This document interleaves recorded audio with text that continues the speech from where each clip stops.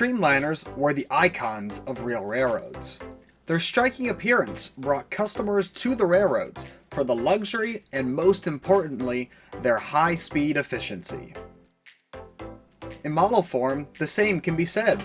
Streamliners have been and are some of the most iconic and striking models to exist in the market, dating back to even the pre-war period. I personally own several streamlined locomotives and their matching passenger trains, but which one is my favorite? It took over 20 years to exist, but I finally have one of, if not my favorite streamlined passenger trains of all time, the Baltimore and Ohio Cincinnatian.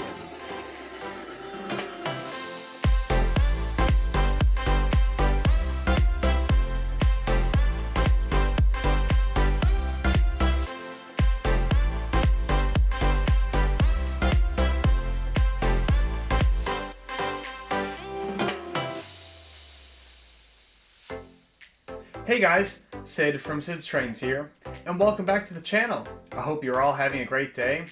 In today's video, we're going to be checking out my 3-rail O-scale Baltimore and Ohio Cincinnatian passenger set. This set was over 20 years in the making, so let's get right into taking a look at this beautiful set. The set that you see is a combination of two products made by Weaver and Atlas. In the mid to late 90s, Weaver was a large producer of high-end brass models. Some of their most notable pieces from this era are their brass-constructed streamlined steam locomotives, including this B&O P7D Streamlined Pacific. Its striking Cincinnatian paint scheme and glossy finish make it stick out amongst the crowd of normal steam engines. I've enhanced the overall appearance by painting the rims of the wheels and axle tips black. Originally, these models would have been equipped with old-school QSI sounds or just a basic reverse unit. I, however, like modern command control and have converted it to MTH PS3 electronics with fan-driven smoke and LED lighting. To top it off, this model has a completely custom PS3 sound set. Just listen to this engine roaring down the track.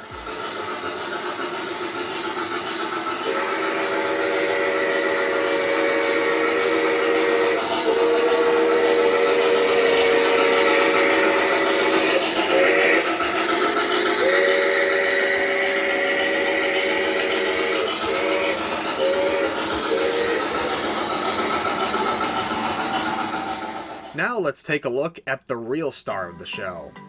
Over 20 years after Weaver made their model of the Cincinnatian Pacific, we finally have modern 18-inch passenger cars with detailed interiors and LED lighting to go with this beautiful locomotive. MTH did make an old aluminum set of cars in the 90s, but they were not detailed and had the old school silhouettes in them. These cars are brand new from Atlas. They were custom run by Pat's Trains in West Virginia.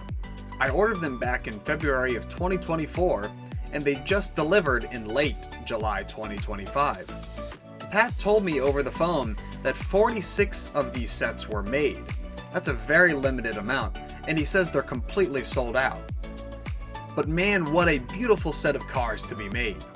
While they're not 100% accurate, these cars paired with the Pacific depict the Cincinnatian passenger train very well and are all I could ever ask for. They even got the colors to match the Pacific. That is amazing. The interiors have figures, LED lighting, and the paint is beautifully applied, including the painted blue trucks, which look fantastic. I know someone out there is going to mention that Golden Gate Depot made a set of Cincinnatian cars and Third Rail made a P7D Pacific. While that set is very nice, the cars are $500 a piece on the secondhand market, and there was an extremely limited amount of them made. Likewise, a high price and low production number for the locomotive. So the rarity and the price have always kept them out of my reach and interest. But now that I have this Atlas set of cars, I have the Cincinnatian that I've always wanted. This set isn't only special and meaningful to me though. Both my good friends John Retro Mikado 96 and Zach of Joker's Trains love the Cincinnatian. Many years ago, Zach purchased a Weaver P7D that I installed PS2 electronics in. Check out his channel for his video on the Locomotive and these new cars. John has a Pacific that I'm currently installing PS3 in.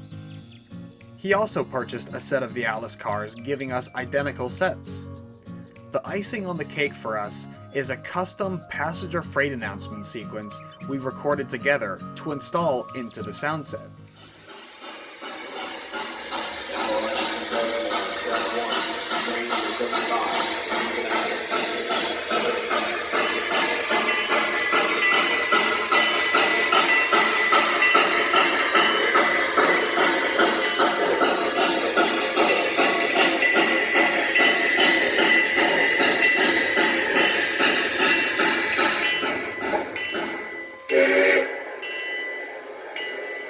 Folks, this stop is Martinsburg.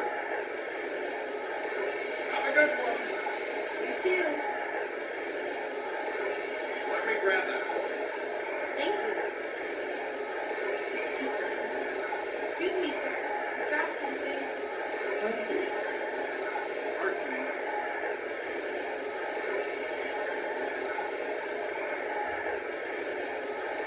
Now departing for Cincinnati on track 1, train number 75, the Cincinnatian. Pardon me. Right up now. Let me grab that for you. Take it down, folks. Have a good one.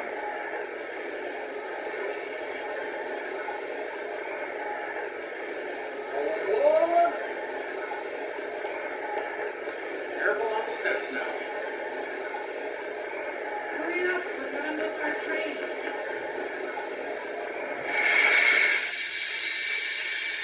Already, come slow down.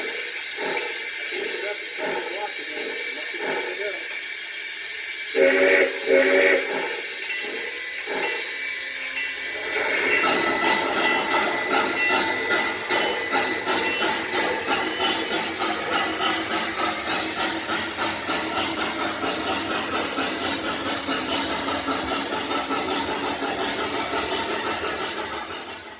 My custom sounds mixed with this one-off PFA makes these sets one of a kind and truly special to us. Before we see this set roaring around the layout, I have John here with me to give some of his own background and love for the Cincinnatian. What makes this set and the Cincinnatian special to you, John? Thanks, Sid. Yeah, the Cincinnatian holds a special place in my love of trains just for how unique it is. For starters, it's an icon of B&O Steam, but at the same time, it's still a bit underrated in my opinion, even within the B&O community. It's really the only serious steam-powered streamliner they had. I don't count the Royal Blue because it's a one-off, and frankly, it's just not as good. I mean, the thing's just a big American Flyer engine, let's be honest. Me being me, I love that it's a Pacific, of course. I love that it was designed by a woman, Miss Olive Dennis, one of the first female civil engineers. It's not only a combination of brilliant physical form, but also just great artistic form in the way that the paint scheme exudes, the horizontal and speed and acceleration, even when it's standing completely still. I mean, the nose looks just like a bullet flying down the track with those distinctive rings around the headlamp. Just like the prototype, I mean, the model is great for so many reasons too. Weaver did an amazing job with their tooling, even as far back as this engine was made. I think it still holds right up with some of the newer stuff. One of the advantages of streamlined steam and brass. Also, because the prototype train was, it's great because it was really short. It was like 5 cars, maybe, an extra 6th one every once in a while, but, it's stereotypical O-scale passenger set length, perfectly easy to model realistically. And, just like you said, despite being made over 20 years apart, the cars match the engine perfectly. I mean, it's honestly kind of shocking how good they look together. Pat and the folks at Atlas did an amazing job with these. And of course, I mean, I love the PFA that we did together. Come on, we have the perfect voices for it, honestly. Your conductor callouts are wonderful, and I mean, I was born to do radio or public address system or whatever you want to call it anyway. But I digress. I gotta say, though, the best part of the model is that we both love this train so much, and it's something that we've gotten to study and discuss, and, Now with the model, we get to share it and enjoy it together, and of course, it's even more special since you're upgrading my P7D, which is one of only 2 that will have these sounds, and, you know, the stuff you've been making recently has just been great. Getting to go out and record stuff off of real engines has just been incredible with you, and I've just loved every minute of it. I love every inch of this model, and speaking of sounds, how about we see this thing take some laps around the layout, man?